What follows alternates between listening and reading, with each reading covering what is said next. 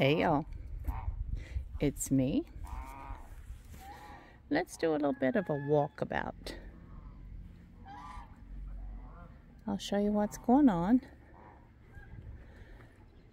As you can see, most of the feathers are contained now. We have a few, like George. He comes across the top. I've got to fix that. And of course, we have Ferdy. I'll have to go over here to show. And Miss Prissy, she's also small enough that she can just fly over the top. So, and I saw Cinnamon out a few moments ago. So apparently she can fly over the top as well. There comes Ferds. So they have a little bowl of food over here. However, well, Ferdinand can always fly where he wants to. He actually sleeps in a roosting pole, on a roosting pole at the very top of that big barn. And it's pretty tall. So he's not one that will contain. And I haven't actually, there comes Cinnamon. Down at the corner of the wooden gate, if you see her. Here she comes. Yeah. Little stinkers. But most of the rest are contained. We're waiting on, hopefully tomorrow, we're supposed to be getting the sawmill blade. There she is. And then Hugh can finish sawing the wood that we need just for this little stretch of fence right here. In the meantime, because we moved the hen house from right there to right there, our girls couldn't find it. So for 2 nights in a row, we had to chase them because they get really, really skittish when it starts getting dark. I don't think they see well. So if you try to reach down and touch one, it scares them and they will take off. So we were chasing them for a half an hour for 2 nights in a row, getting them just over here and in their house. It was crazy. I actually had shin splints the first night. I didn't the second night, but anyway. So I built a little chute type thing so that when the gates open, it just kind of leads them in, and we got most of them in that way last night. But we went ahead and put up this little cattle panel and chicken wire gate, or fence, to just keep them contained for a little bit. I'm suspecting that we'll have this finished at least by the middle of the week. And that will be so nice. It will be so lovely. Because I have these guys over here, wherever they went, that seems to be able to just go at will. I'm going to put, and then this fence is 5 feet high. A neighbor of ours told me that 5 feet will not hold a chicken, that they can go over a 6-foot fence. So I will probably add a 2-foot piece of chicken wire, the 2-foot wide chicken wire to the top. And there they are. The babies are eating. And Chuck. And the geese have their foods over there underneath the goose house. And I had a goose a few moments ago in the corner of, I call it the guinea house because that's where Gimp stays. But every one of these houses, we've seen all of the birds in them. The chickens, the geese, the ducks, the guinea. Well, she doesn't go anywhere. She stays in her own little place. But they just go where they want to. Nobody has any boundaries. That's good. Some of them are taking a little nap. That cracks me up. And I'm in the process of adding the little pullet house right there on the end.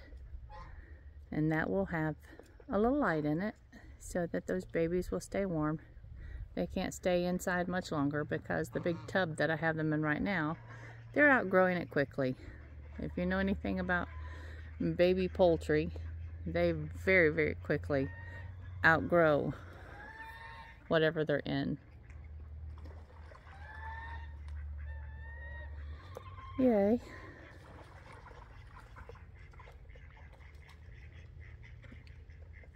Well, I just wanted to show you, and you can see how far away we put this coop probably a good 15 feet from the fence.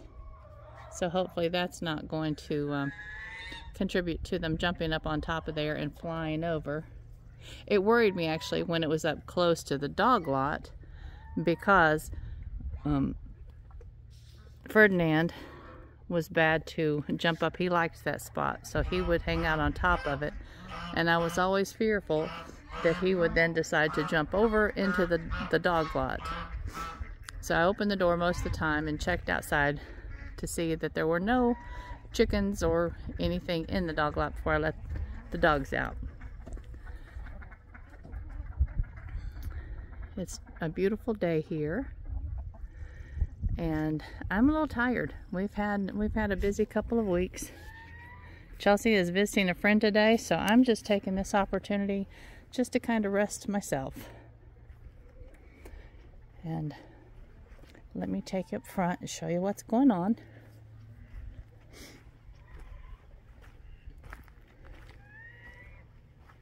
I hope it's this pretty where you're at. This big pile of chicken wire is going to the metal yard this week. I think it's finally the week that the old Jeep over here leaves. Hugh and Aiden and Aaron is here this weekend, and they have been working on this Jeep, trying to get it ready to paint. And I think they're nearing that point. And Aiden, of course, is so excited. he's ready to have his ride look pretty.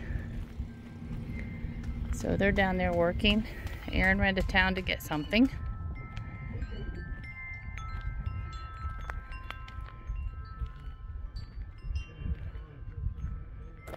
And up there, I told y'all the other day that Hugh and I planted a couple rows of potatoes and a row and a half of sugar snaps. So that garden has started. And that garden's about, it's an 80 feet by 100 foot garden. That's for all of our home vegetables, including our corn, our beans, our potatoes. Let me see, what else we put up there? Tomatoes, peppers, all those general types of garden vegetables. And then down here, let me take you down and show you what it looks like now that it is rotivated. It is beautiful. Absolutely gorgeous. There's a lot of noise down here where I'm heading right now, but I will show you the inside of Aiden's ride. It is beautiful. He is painted. Hey, we figured out how to knock that dent out over there. How's that? When the dent goes in on one part of the door, you just smack the other side of the door and it pops back out. Wow. Well, he painted all of his panels white. And they really look nice. And he put new carpet in. And it's black. He's getting black seat covers for it. And the exterior of the car will be black, or white, right, Aiden? It's going to be white. And then from this line down, it's going to be black. Like some old Grand Wagoneers and stuff used to have on them. Or the old Cherokee Chiefs. Yeah. And you're going to have the Cherokee Chief. I'm going to have Cherokee Ports from here probably to about here. And then all the original badges. Nice. It's going to be beautiful. Well, you can come here a minute. Yep. All right, let's go up here and let me show you this beautiful, beautiful garden. Copper's in the end of the house with my doggies, and Maggie, who lives with Aaron now, is back here with Moxley and Panda, and they're hanging out outside. They said it's just too warm to stay inside. bless.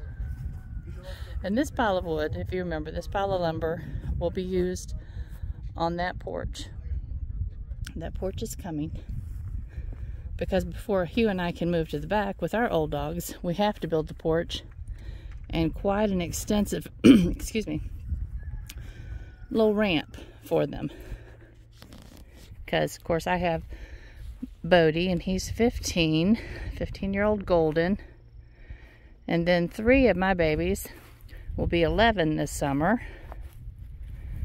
And then my puppy, the youngest of all of my originals, will be 9 next week. I think I'm going to have to go get a birthday cake because I love birthday cake.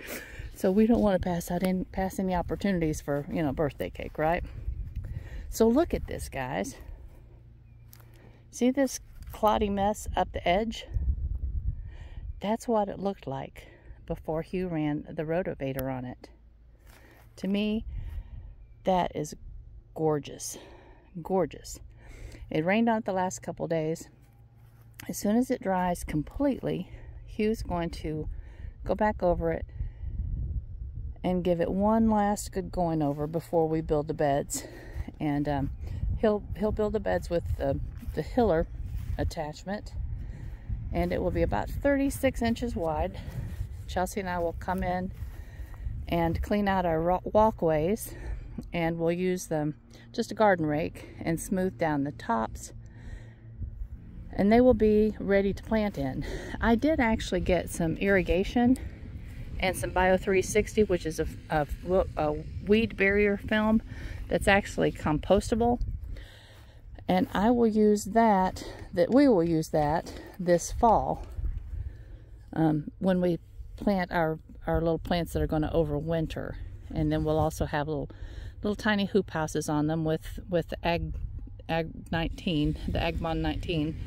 And it's just a little layer of kind of spun fabric that will just protect them, not so much from the weather, because they can handle the cold. They just can't handle the deer pressure and the wind.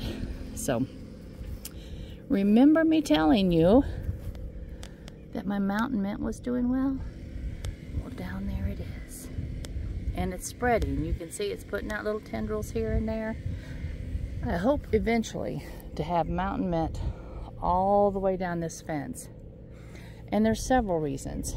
The mountain mint is actually a deer deterrent, and the mountain mint is also wonderful for your insects that you want to bring in, your pollinators, and just the good insects that will take care of your bad insects. So let me see, I thought I saw another one up here somewhere.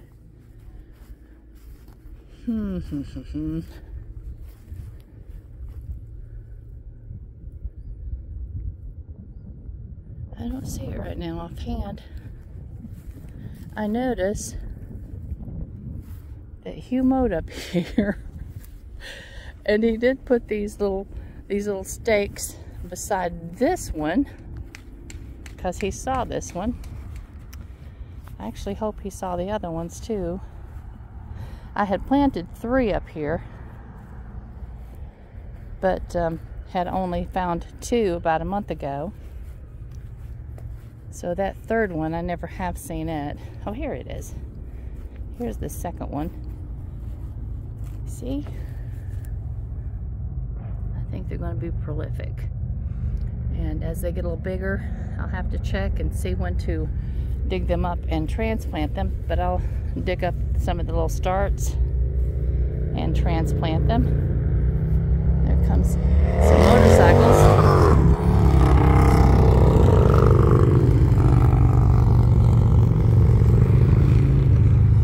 Enjoying this beautiful bright Sunday. Hope they have on warm clothes though, because it is still just a tad chilly to me. Or I would think it would be to be on a fast moving open aired machine. Alright, I think that my third start of mountain mint must not have made it. Okay. And then of course on the other side of the road, and you can't see it because it just kind of goes over that little hill a little bit. That garden bed is about 60 feet by, what did we determine? I think it's 60 by 80. And that's where all of the sunflowers, or most of the sunflowers, will go. This bed over here is 100 by 60, I think. I don't know. Need to get the big long tape measure out and just measure them so that we can plan for our beds pretty easily with our spacing and everything. Make sure that we're growing enough of whatever plants we're going to put in one row. Like the zinnias, well, like the sunflowers, this is cool to me. The reason that they're actually planted really, really closely, because the pro cuts, you want to keep their little heads about that big. Look at my wrinkled hands. About 3 inches, 4 inches tops for cut flower arrangements. And in order to keep them that size, you have to plant them really, really close.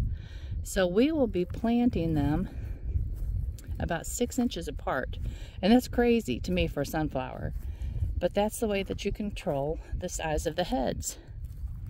And so for one row, the row, say across the road where we're going to be planting the 60-foot rows, they're 36 inches wide. So there'll be 6 rows in each 36-inch wide row, and they'll be planted 6 inches apart. So we did the math yesterday, I've forgotten the number, but it's over 700 sunflowers in one row, in one 36 by 60 inch row. That's cool. That's, to me, that's just cool. I'm easily amused. So anyway, this venture is coming to fruition. We are getting excited and a little tired, but you know what? It's going to be a summer of tiredness. I'm hoping that as the summer progresses, I'm feeling really good. My energy's high, and I'm not encouraging you guys to do this, but I'm just telling you what I think is helping me. I think on one of our walks up the graveyard, look at that old house. We got to get that door painted. Hugh's going to redo the door because we won't need the doggy door. We just kind of let our doggies in and out. So we're going to redo the doggy door, and build the porch, and she'll be ready for us to move into this end. We've just been around the world, but anyway, Aiden's excited about his new ventures, and we're excited for him. And Aaron is very, very content with what he's doing right now. So Hugh and I are just spreading out in that big old house.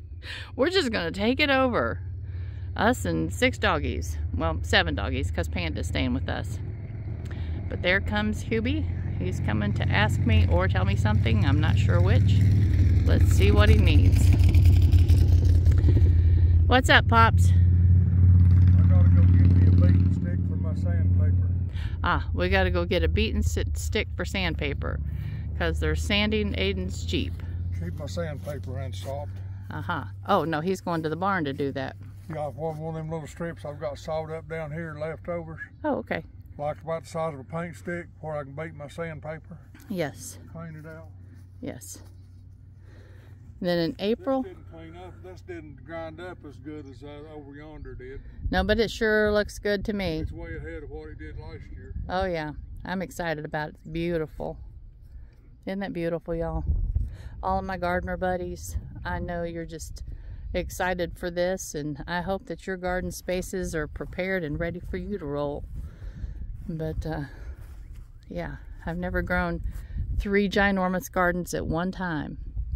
This is going to be a trip. This is going to be a trip. Hugh said 3 gardens together.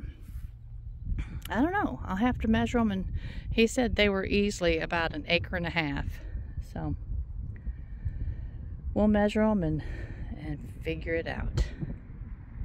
But Chelsea and I go, let me see, what day? about the 13th of April, I think, we're going to South Carolina to Mushroom Mountain, and we'll be taking the class on mushrooms. And over there in the field, or in the woods, there'll be mushrooms growing whenever that process needs to start. And I'm going to be putting barrels made out of just just regular fence wire, field wire. Just making them they'll be about 3-4 feet across, and putting those up in the woods there, probably attaching them not with a screw or anything, but just rope, just tying them to a tree here and there. And I'm going to get myself a weed or a leaf blower and blow the leaves down to the bottom, and this fall when they're light and fluffy before they get rained on, blow them down and fill those barrels up. We'll be able to do that and create our own leaf mold. And then I've got to be really, really, really intentional about the composting, so that I can keep us plenty of compost made for all of these fields. But the good thing is that now